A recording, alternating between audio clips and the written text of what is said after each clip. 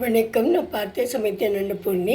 இன்றைக்கி ஒரு கத்திரிக்காய் கறி எப்படி பண்ணுறதுன்னு பார்க்கலாம். இது மசாலா பொடி பண்ணி, அதாவது வறுத்து பொடி பண்ணின ஒரு கத்திரிக்காய் கறி.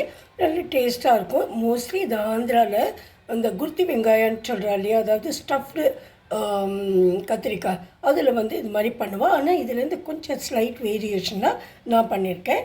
நான் இந்த கத்திரிக்காய், இந்த வைலட் கலர் கத்திரிக்காய் தான் இருந்தது. அது கட் பண்ணி வச்சுட்டுருக்கு, தண்ணியில் போட்டுருக்கேன். அப்புறம் ஒரு தக்காளி கட் பண்ணி வச்சுட்டுருக்கேன். அதே மாதிரி ஒரு சின்ன வெங்காயத்தையும் இது ஸ்லைஸ் பண்ணி வச்சுட்டுருக்கேன். இங்கே பொடியை நான் நல்லா வறுத்து அரைச்சி வச்சுட்டுருக்கேன். இது என்னெல்லாம் போட்டேன்னு நான் சொல்கிறேன். தனியா ஒரு ஸ்பூன் போட்டுக்கோங்க.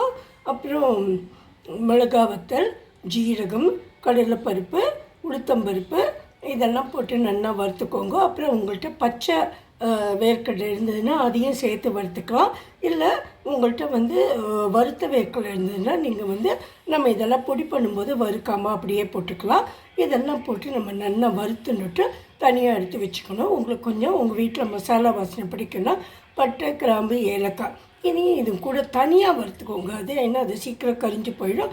வறுத்து இது கூட பொடி பண்ணிவிட்டு கொஞ்சம் தண்ணியும் கொஞ்சம் எண்ணெயும் விட்டு நான் இங்கே வச்சுட்டுருக்கேன். இதிலே கொஞ்சம் நான் உப்பு, மஞ்சப்பொடி ரெண்டும் ஆட் பண்ணிவிட்டு நம்ம வறுக்கும் போதே கொஞ்சம் புளியையும் நல்லா அந்த நாரெல்லாம் எடுத்துகிட்டு லேசாக அந்த கடாய் நம்ம ஆஃப் பண்ணிவிட்டு அப்புறம் அதுலேயே சூடு இருக்கு இல்லையா, அதுலேயே வறுத்து அதையும் சேர்த்து அரைச்சிக்கலாம். நான் இன்னொரு தடவை சொல்கிறேன். தனியா, மிளகா வத்தல், கடலைப்பருப்பு, உளுத்தம்பருப்பு, கொஞ்சம் ஜீரகம், அப்புறம் வேர்க்கடலை இதெல்லாம் நல்லா வறுத்து அதுக்கப்புறம் நம்ம பொடி பண்ணிக்கணும். கடாயில் 2 டேபிள் ஸ்பூன் கடலை எண்ணெயை விட்டுருக்கேன். இதில் நான் கடுகு மாத்திரம் போட்டுக்க போகிறேன். உங்களுக்கு வேணும்னு நீங்கள் உளுத்தம்பருப்பு, கடலைப்பருப்பெல்லாம் போட்டுக்கலாம். நான் அதெல்லாம் போட்டுக்கல. அதுக்கப்புறம் 2 பச்சை மிளகாயை கட் பண்ணி வச்சுருக்கேன். அதுவும் கொஞ்சம் கறிவேப்பிலையும் போட்டு நம்ம நல்லா வதக்கிக்கலாம். முதல்ல கொஞ்சம் எண்ணெய் சூடாகட்டும். இங்கே நான் பச்சை மிளகாயும் கறிவேப்பிலையும் எடுத்து வச்சுருக்கேன். முதல்ல இங்கே கடுகு வச்சுருக்கேன். கடுகு போட்டுட்டு இதையும் போட்டு வதக்கிட்டு அதுக்கப்புறம் நம்ம வெங்காயமும் தக்காளியும் போட்டு வதக்கிக்கலாம். இப்போ கடுகு, பச்சை மிளகாய், வெங்காயம் இதெல்லாம் போட்டுட்டேன். தக்காளியை நம்ம கடைசியாக போட்டுக்கலாம். சாரி. இப்போ கத்திரிக்காயும் இது கூட போட்டு வதக்கலாம். இப்போ இந்த கத்திரிக்காய்க்கு கொஞ்சம் நான் மஞ்சப்பொடி போட்டிருக்கேன். ஆக்சுவலாக நம்ம இந்த பொடிக்கே கொஞ்சம் மஞ்சப்பொடி போட்டிருக்கோம். இருந்தாலும் இது கரிஞ்சு ஒரு மாதிரி கருப்பாக கலர் ஆகிடக்கூடாதுங்கிறதுக்காக நான் இதை போட்டுட்டு லேசாக ஒரு வதக்கிட்டு கொஞ்சம் தண்ணியை விட்டுறேன். ஒரு 1/2 டம்ளர் தண்ணி விடுறேன். நான் 1/2 டம்ளர் தண்ணியும் விடலை. அதில் பாதி குறைச்சிட்டேன். ஏன்னா இதுலேயே கொஞ்சம் தண்ணி நிறைய விட்டுன்னு இருந்தது. பார்த்து விட்டுக்கலாம் அப்படின்னு சொல்லி 1/2 டம்ளர் எனக்கு வேண்டியிருக்குல்ல. ஏன்னா நான் கொஞ்சமாக தான் பண்ணினேன். இப்போ ஓரளவு இது வேந்துட்டு எண்ணெயெல்லாம் வெளியில் வந்துருக்கு. சில பேர் என்ன பண்ணுவாங்கன்னா இதில் தண்ணியை கம்மியாக விட்டு நிறைய எண்ணெயில் வதக்கிப்பா.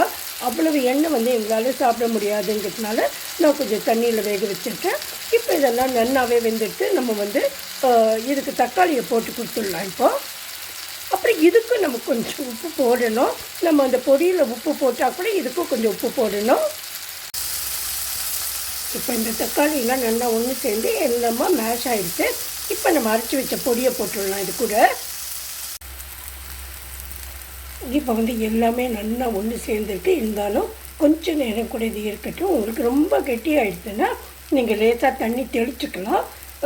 மறுபடியும் நான் சொல்கிறேன், நான் ஆந்திராவில் பண்ணுற அளவு அவ்வளவு எண்ணெயை விட்டு பண்ணலை. ரொம்ப கம்மி எண்ணெயை தான் விட்டுட்டேன். ஒரு 2 டேபிள் ஸ்பூன் எண்ணெயில் தான் நான் இது பண்ணியிருக்கேன்.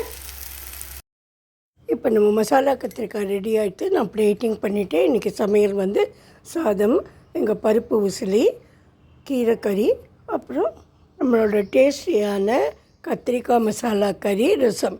இதுதான் இன்றைக்கி சமையல். Hope you all will like this. Like, share and comment. Thank you friends.